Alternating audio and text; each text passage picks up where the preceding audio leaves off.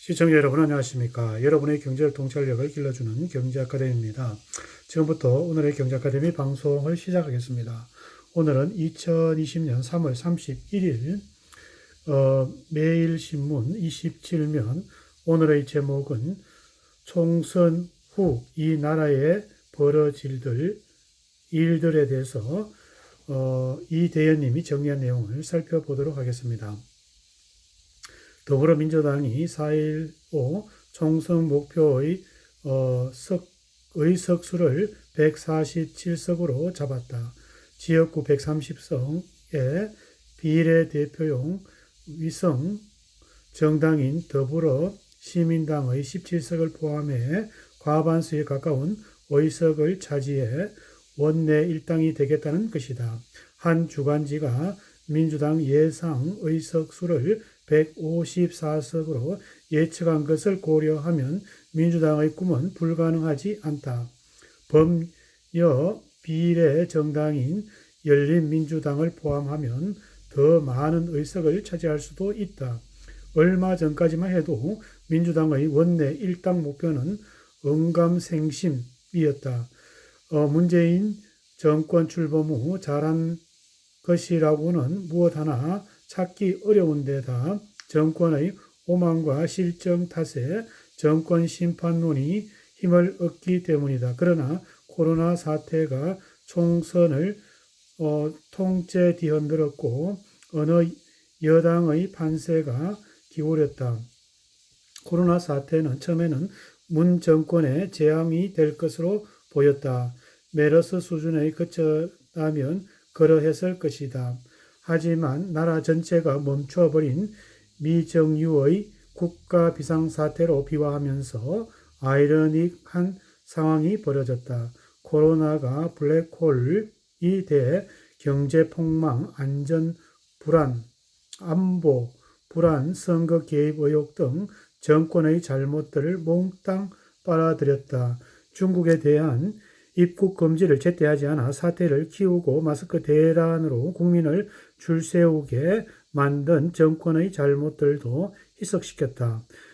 그 사이에 정권은 국민과 의료진, 기업의 노력과 공을 낚아채 정권의 치적으로 돌리는 데 성공했다.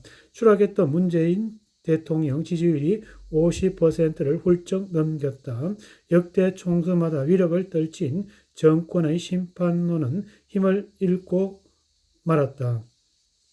선거일까지 극적인 반전이 없다면 민주당의 총선이 원내 일당이 될 가능성이 많다. 주목하고 우려해야 할 것은 그 이후에 우리나라가 벌어지는 일들이다. 김종인 미래통합당 총괄선거대책위원장은 집권 여당이 총선에서 이기면 또 무슨 일을 벌릴지 모른다는 우려도 크다고 했다. 무슨 일을 벌릴지는 이미 불보듯 뻔히 알 수 있다. 첫째, 조국의 재등장이다.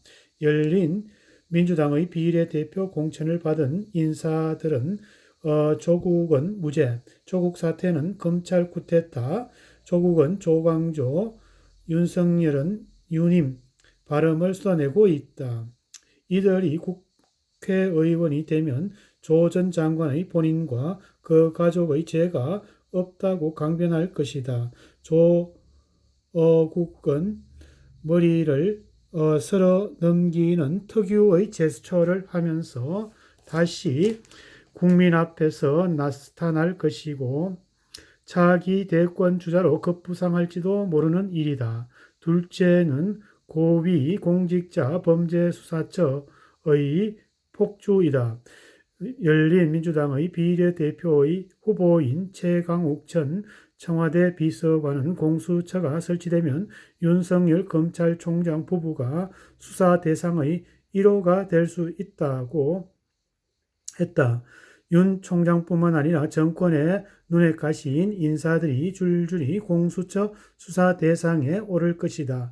울산시장 선거의 공작 의혹은 정권의 수사하는 검찰을 표적한 공수처를 동원한 정권의 검찰 무력화 해체 시도도 노골적이 될 것이다. 셋째는 소득 주도 성장과 탈원전, 친노 성향의 경제정책, 굴종의 다름 아닌 대북정책, 한미 동맹균열과 같은 안보 외교 정책이 더욱 공고해질 개연성이 크다. 다음 대통령 선거를 염두에 둔 세금 퍼붓기와 특정 지역의 몰아주기도 더 기성을 부릴 것이다. 선거는 과거에 대한 심판인 동시에 미래를 결정하는 정치의 행위이다. 민주당이 총선에 이기면 문 정권이 기껏 그래왔듯이 기회평등, 과정은 공정, 결과는 정의라는 구호를 앞세워 독선적인 국정 운영을 더 밀어붙일 게 분명하다. 그 와중에 국민은 불평등, 과정은 불공정, 결과는 불의를 더 체감할 것이고 한 번도 경험하지 못한 나라를 숱하게 보게 될 것이다. 대한민국의 미래를 결정한 총선이 보름 앞으로 다가왔다.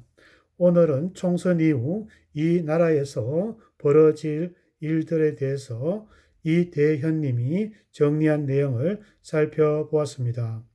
오늘의 정보가 여러분의 발전에 도움이 되기를 기원합니다.